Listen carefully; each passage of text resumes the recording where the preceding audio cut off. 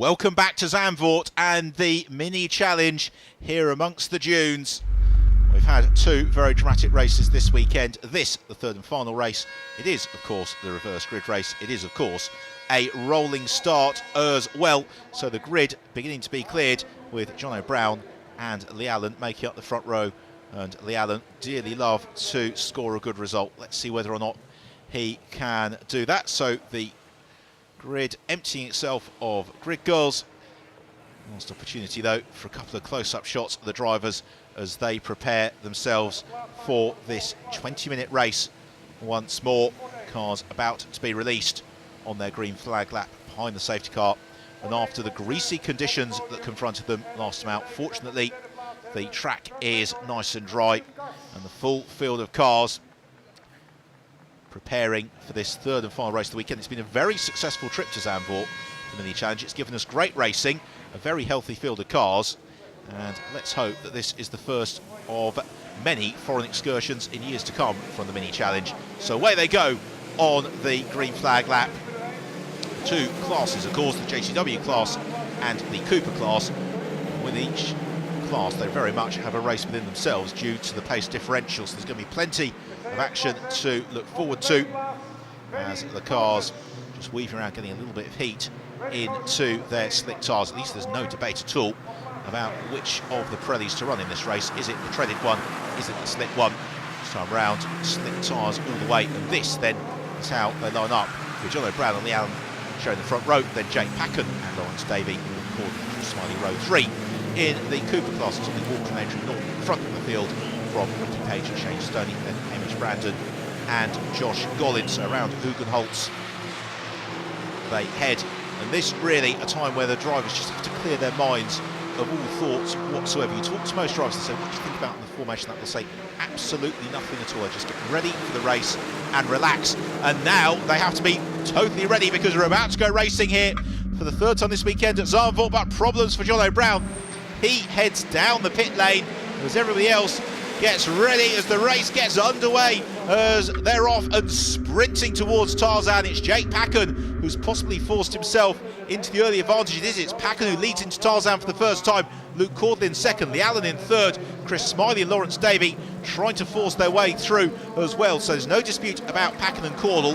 There's every dispute about the places behind us. Chris Smiley elbows Lawrence Davey aside for fourth position, and a somewhat muted Chris Smith is also there in sixth. Muted, I say, because he's not really had the best of weekends thus far, Chris Smith, as it's Ollie Walker who currently leads the Cooper class from Adrian Norman, as the JCW cars already sprinted clear of the Cooper class.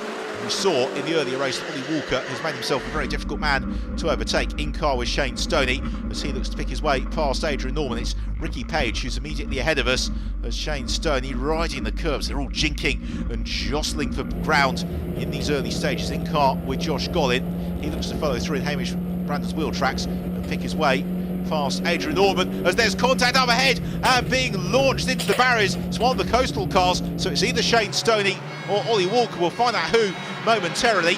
As meanwhile, back to the head of the field, and it is Jake Packen still from Luke Cordle and the Allen. It's Ollie Walker. He is fine. The car is very much not. And disappointing for the coastal team for the track which really befits their name. Running amongst the sand dunes, Shane Stoney, meanwhile his teammate, has fought his way already up to lead the Cooper class past Ricky Page and Hamish Brandon. So Stoney going very, very well in these early stages. We've got wave yellow flags though, and that would suggest that the safety car is about to come out. Jake Packen responds to the safety car board. Chris Smith, not sure he quite saw that in time, jumps on the anchors, makes contact with Lawrence Davey, and a lot of contact behind as well. And Chris Smith, I think, saying you're second there to the driver maybe who came into contact behind him. More tribute to Barry Sheen, one or the other. Anyway, Ollie Walker is fine. That is the most important thing.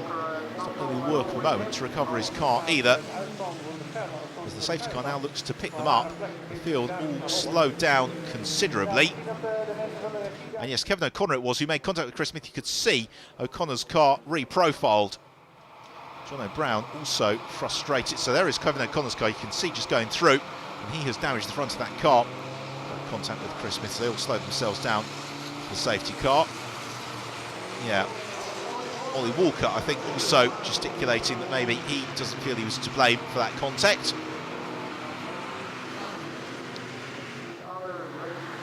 Without seeing it from another angle, it's very, very hard to pass judgment, as Walker's car is craned onto the flatbed.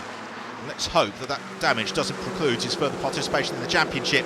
But the safety car about to peel in, the race gets back underway amongst the dunes, and it's Jake Packard again who looks to sprint clear of Luke Cordell.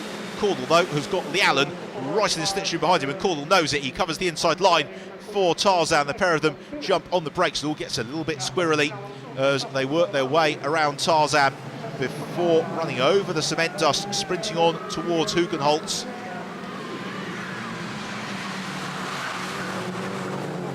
About the Cooper class, it's very, very tight as well. Josh Gollin in pursuit of Hamish Brandon, Shane Stoney and Ricky Page. They've all really bunched up amongst each other as they sprint through the early stage of this resumed race, and Adrian Norman doing a great job staying with them as well. Back to the front of the race overall, and Jake Packen at the start of the season just ran away from everybody. He's not had it all his own way thereafter, but he's at the front now. But you can see this queue of cars forming up behind him, and this is mini challenge racing as we've come to know and love it. A real closely bunched group of cars, very clean racing you find in the mini challenge, but very, very competitive as Packen and Corden. Then that gap back to Lee Allen with Chris Smiley in the mix as well. And what we've really seen this year, 2013 mini challenges, last year, dare I say it, had more races than maybe should have been, punctuated by safety cars. This year, we've got so many experienced drivers at the front of the field. The racing has been so tight, but we've actually seen very little by way of instance, as we've had the change for third, and Chris Smiley has found his way in past Lee Allen. Jake Packen still ahead of the field through the Audi S, as Smiley immediately being challenged by Lee Allen, could barely fit a sheet of paper between the bumpers on that occasion as they work their way on towards Kumo Box. There is Kevin O'Connor, and the damage he sustained from that contact with Chris Smith, fortunately sufficient to preclude his further participation in the race. Out of the Arie Luijendijk box, named in honour, of course, of the former Indianapolis 500 winner, Arie Luijendijk, probably the most successful Dutch racing driver in recent years. He didn't make it to Formula 1 like Jos Verstappen, but the success in America was quite spectacular, as is that braking into Tarzan. Contact between Cordell and Packen, and that enables Chris Smiley to romp into the lead of the race, and that's almost a Christmas present come early for Chris Smiley. It means Lawrence Davey goes second, Jake Packen into third, and Luke Cordell down to fourth. There's Packen looking to fight back on Lawrence Davey through Hugenholtz. Does just that. Lee Allen in pursuit of Luke Cordell. Try and find his way past Cordell fairly quickly, and I think he should do here on this very quick stretch of the circuit as they head towards Stevlacht, and through goes Allen up into fourth place. Lawrence Davey bouncing all over the brakes into Stevlacht before they then sprint into this slightly more technical section of the circuit. Riding over the curb is Jake Packen. He's trying to chase down Chris Smiley as they arrive into Renault box. Let's have another look at this from Luke Cordell's perspective. Desperately late on the brakes. Was never really alongside Jake Packen. He spun him around. Fortunately, they've all recovered, and actually the contact wasn't too severe. What about the Cooper class? It's Ricky Page who leads the way. He has got Shane Stoney moving ever larger on his tail. This has been a very solid weekend thus far from Ricky Page. It's Hamish Brandon who's next along with Adrian Norman and Josh Gollin, also part of that group. Page will be very pleased with his efforts thus far as they accelerate out of Vodafone box, accelerate along this straight towards the Audi S, which is a reasonable overtaking opportunity. Meanwhile, the battle for second position continues to rage. This fantastic news for Chris Smiley, who's just taken the opportunity on this lap to absolutely romp clear off into the distance. So they sprint along the start and finish straight. It's Smiley who leads. Second place then Jake Packen. Third place is Lee Allen. Fourth place Lawrence Davey. And then it's Luke Cordell. Packen trying to pull clear of Lee Allen as best he can. So about to arrive into Hugenholtz.